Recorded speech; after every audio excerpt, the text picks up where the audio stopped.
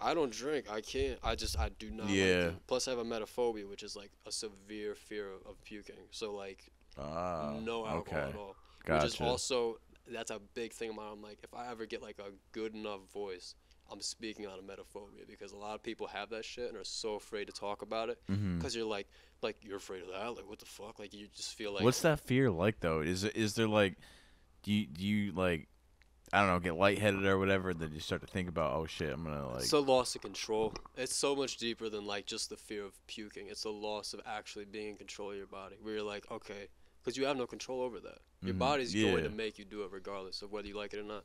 So you kind of like it branches out into like OCD. It branches out into fucking panic disorder, like agoraphobia. You don't want to go anywhere because you're like, what if I go here, and like all these what ifs go through your head of like all these scenarios, these worst case scenarios of like, what if I go here and this happens or whatever, can't escape here. You go into a fucking restaurant, you're looking at every single exit, everywhere you go, you're like, okay. And if you feel anything, like any sort of anxiety, whatever, because anxiety, one of the main like things is nausea, and I can always tell the difference between like nausea from anxiety or being like, if I get hungry, I get nauseous. Like if I get like really hungry, I'm like, damn, I gotta eat, bro. I'm fucking nauseous.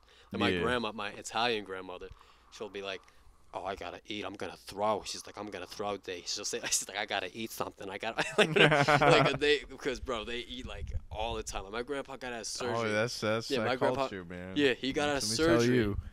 I forget what surgery it was. He got out of, and they're like, no one ever eats anything. And they're like, do you want anything to eat? Whatever. And he's like, I'll take that ham sandwich if you got whatever. And they're like, yeah, okay. And they bring like a ham sandwich. Like, and man just scarfs the whole fucking thing down.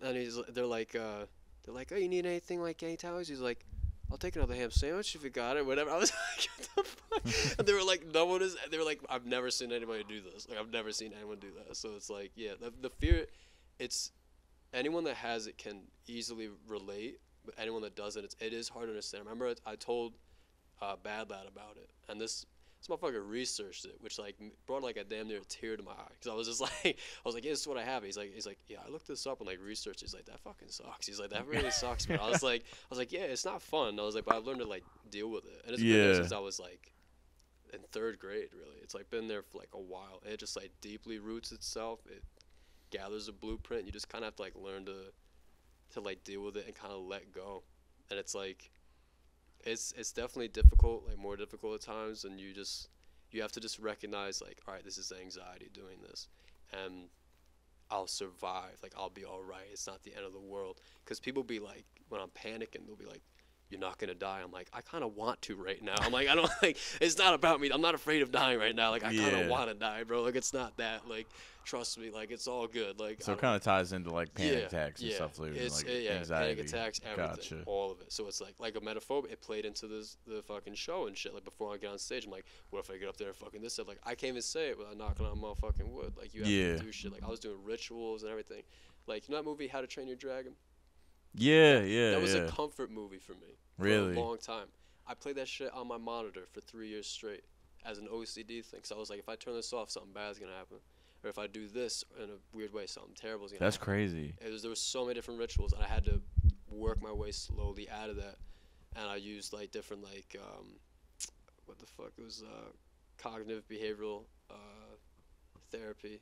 So I was like, all right, I have to actually like get my shit like slowly work my way out of it. So like what makes me uncomfortable, do little bits of it. So I would like go out, like a lot of my friends, one of my friends, Badger, like forced me out. We're like, all right, we're going out this, like, I'm taking you out. We're going, like, we're not staying in your house. We're going out in public. And I'd be sitting there, you can only like get a fucking coffee. And I'm like, I'm sitting there like freaking out on the fucking bed. But I'm like, all right, let me figure out like, what do I feel? What's the sensations Yeah. and why am I feeling it?